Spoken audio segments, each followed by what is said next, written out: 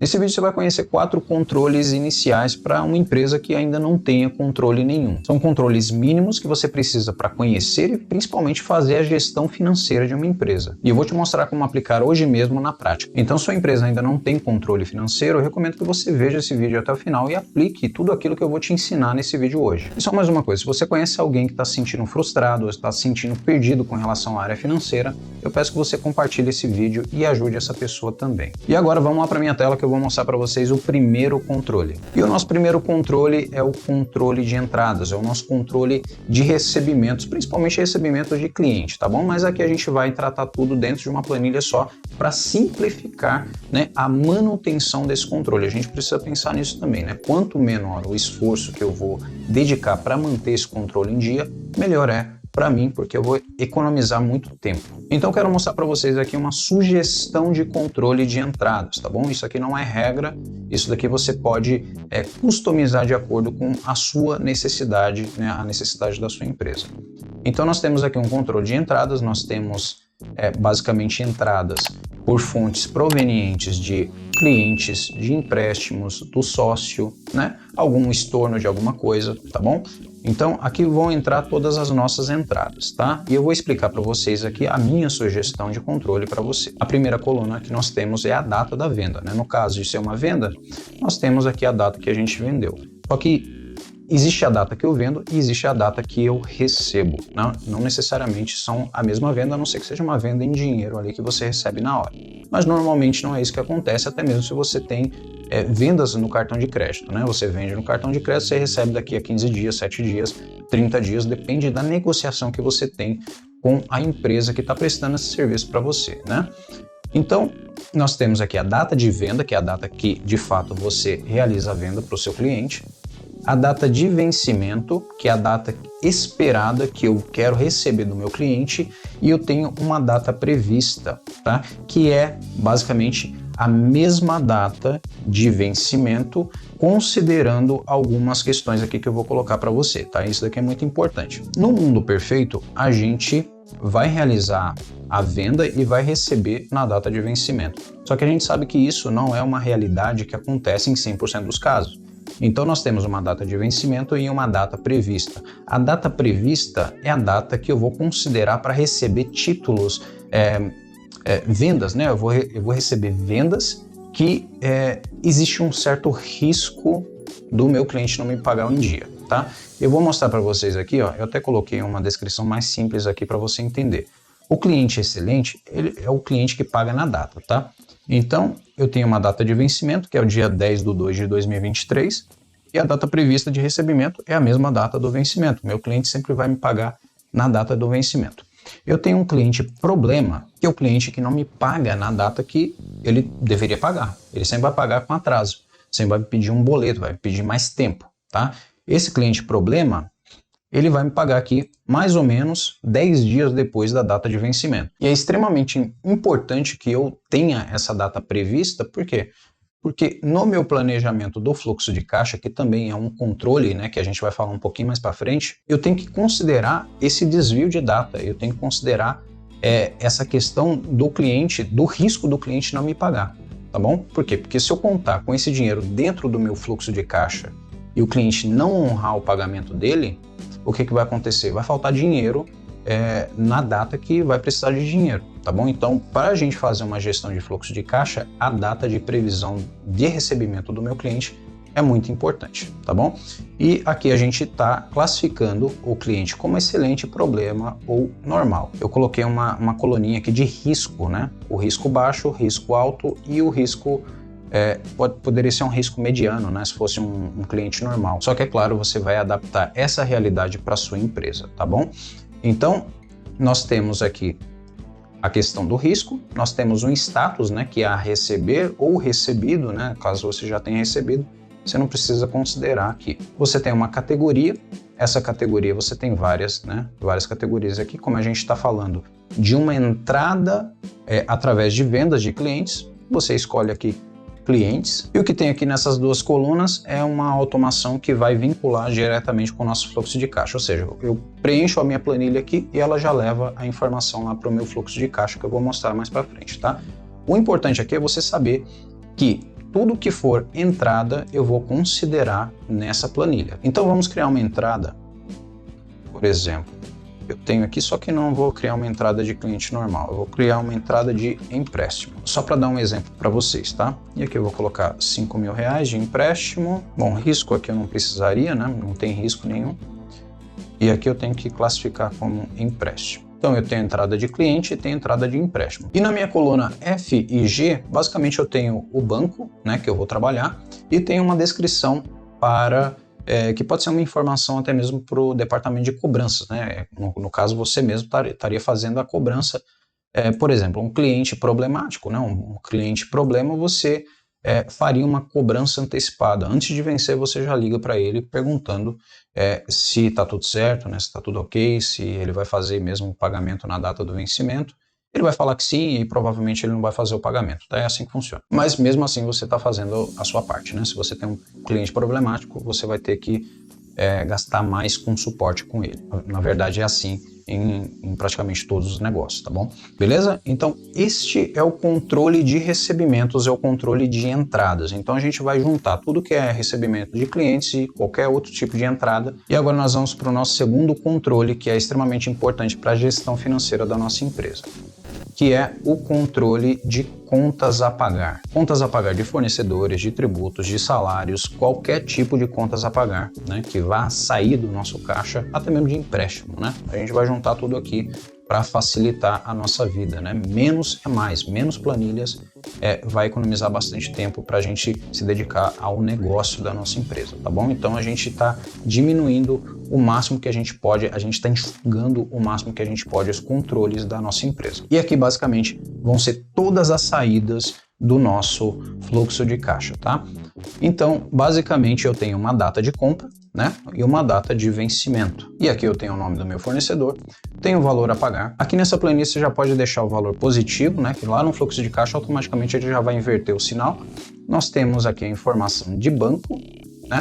Aqui nós temos alguma descrição, né? Caso você precise escrever alguma coisa, né? Você queira colocar algum detalhe, você já deixa aqui bonitinho mesmo. O status de apagar ou pago, né? Caso você já tenha pago. E aqui a categoria, né? Que é a categoria de fornecedores, de impostos, folha de pagamento e tudo mais, tá? E aqui são colunas que já são pré-calculadas, né? Quando eu coloco a data de vencimento aqui, essa coluna aqui, ela já se atualiza automaticamente. E o nosso fluxo de caixa ele vai pegar essas duas colunas que estão aqui para considerar nas saídas do nosso fluxo de caixa, né? Do nosso fluxo de caixa financeiro. Então, só recapitulando a saída, nós temos data de compra, data de vencimento, fornecedor, né? Tá errado aqui, deixa eu mudar aqui o nome, fornecedor, valor a pagar, eu não mudei, né, o número, mas agora estou acertando. O banco, né? O banco que você vai realizar o pagamento, uma descrição, o status, né? Se é a pagar ou se é pago, a categoria, né? Que você vai escolher na lista suspensa, e o mês e o dia aqui já está pré-calculado, é só você preencher essa data de vencimento que já vai automaticamente calcular aqui tanto a data e o dia, né? Tanto o mês quanto o dia, e o fluxo de caixa vai pegar as informações dessa tabela e levar para lá automaticamente. O terceiro controle, que é um controle extremamente importante, principalmente para empresas de comércio, é o controle de estoques. Você precisa conhecer os seus estoques, você precisa ter controle dos seus estoques, né? E caso você já não tenha um sisteminha, né, para controlar aquilo que você tem, né, as movimentações do seu estoque, tá aqui uma ideia de planilha, né, para você controlar minimamente o seu estoque. Então, primeiramente, nós temos uma data de movimentação, como por exemplo aqui nós temos uma entrada, o nome do produto, o volume, né, a unidade de medida, o vencimento eu já vou explicar para você, e a movimentação, que é uma movimentação de compra, ou seja, você comprou. Aqui a gente não está controlando valores, porque aí seria uma valorização de estoque. O objetivo aqui desse controle é controlar o volume, tá bom? E não a valorização de estoque. Se você quiser que eu faça um vídeo sobre valorização de estoques, me põe aqui no comentário que eu crio esse vídeo para você. Mas aqui para esse controle, o objetivo é controlar o volume e a movimentação dos estoques, tá bom? Então nós temos aqui a movimentação de entrada, né, no caso de uma compra, nós temos movimentações de saída, por exemplo, a saída por uma venda, mas também pode sair por uma perda, né? O meu estoque ele pode vencer, né, chegar numa data de vencimento comigo e eu não poder vender esse estoque para mais ninguém porque venceu, né? No caso de um produto perecível, isso é extremamente importante, esse tipo de controle aqui. Agora, por exemplo, eu estou falando aqui de um sapato verão, né? Por que eu coloquei sapato verão? Porque tem uma data, ele não tem uma data de vencimento, né? Ele não é um produto perecível, mas como é um sapato, ele está dentro de uma coleção, por exemplo, coleção primavera-verão, e você vai ter que considerar essa coleção como um vencimento, né? Então você tem que vender até o dia 31/3/2023, porque se passar dessa data, ele vai perder o valor, e se ele perder o valor, você vai perder dinheiro, tá bom? Então, basicamente, você precisa de uma data de vencimento aqui para você saber o produto que está vencendo no seu estoque, né? Se você trabalha com produto perecível, isso daqui é fundamental. Se você tem alguma dúvida sobre controle de estoques, me põe aqui no comentário que eu posso criar um vídeo especificamente sobre isso daqui, tá bom? E agora o nosso quarto controle, que é extremamente importante, mas muito importante mesmo para qualquer empresa, é o nosso fluxo de caixa, tá? Esse fluxo de caixa ele tem um modelo financeiro diário, tá bom? Então aqui a gente vai fazer o planejamento diário da movimentação de fluxo de caixa. E aqui a gente está fazendo para 30 dias. Esse fluxo de caixa aqui, eu criei ele em um outro vídeo, eu vou deixar no card aqui para você assistir esse vídeo, para você entender como é que monta esse fluxo de caixa. E aqui eu só estou mostrando para você como é que funciona esse fluxo de caixa, porque as informações que a gente precisava para o fluxo de caixa, a gente já colocou lá nas entradas e nas saídas de caixa, tá bom? Que aqui está na planilha AR e AP, né? Primeira coisa que nós temos aqui no fluxo de caixa, saldo inicial, tá? E no final do dia a gente tem o saldo final, ou seja, eu tenho toda uma movimentação diária de fluxo de caixa. Então, toda a movimentação que eu colocar aqui, por exemplo, aqui ó, no dia 5 do mês 2, se eu mudar o mês aqui, observe que ele vai mudar também os valores aqui, né? Como nós não temos informações do mês 1, então tá tudo zerado. Eu vou colocar aqui mês 2, porque nós temos informação do mês 2, né? No seu caso, se você baixar essa planilha lá no GL Pro, você vai ter aqui, é só você popular essas informações aqui, né? É só você colocar as informações aqui no formato de linha, que ele já vai atualizar automaticamente o fluxo de caixa, tá bom? Mas aqui eu quero que você observe o seguinte, nós temos aqui o dia, né? E ele vai se movimentando de acordo com os dias. Então nós temos aqui, no quinto dia, nós temos uma entrada de 500, tá? Quando eu olho aqui nas minhas entradas, eu pegar aqui, ó, por exemplo, data prevista, dia 5, filtrar, olha só, eu tenho um cliente normal pagando aqui R$500. O meu cliente problemático, olha só, deixa eu abrir aqui, o cliente problema, ele vai me pagar no dia 20/2, certo? Então, eu vou considerar ele aqui, ó, apesar do vencimento desse cliente ser no dia 10, eu vou considerar no meu fluxo de caixa no dia 20. E ele tá aqui, dia 20, tá? 650 e tá aqui 650 no dia 20, tá bom? A mesma coisa para pagamentos, né? Então eu tenho aqui, por exemplo, 2.400 no dia 10. Se eu olhar aqui, eu tenho o que de 2.400? Eu tenho o fornecedor A para pagar no dia 10 e ele já está aqui, né? É claro que no fluxo de caixa a gente está sumarizando tudo, né? Se você tiver mais de um valor para o mesmo dia, ele vai somar tudo e vai colocar aqui na demonstração para você ver, tá bom? E aqui embaixo você tem um saldo final. Esse saldo final aqui não pode ficar abaixo de 0, né? Eu não posso ter, deixa eu dar um exemplo aqui, ó. Vou colocar aqui, ó, 15 mil, tá? Só para virar o saldo, olha só. No dia 15, nós temos uma saída aqui de 20 mil, né? Porque já tem outra saída, além daqueles 15 mil que a gente criou agora. O saldo virou.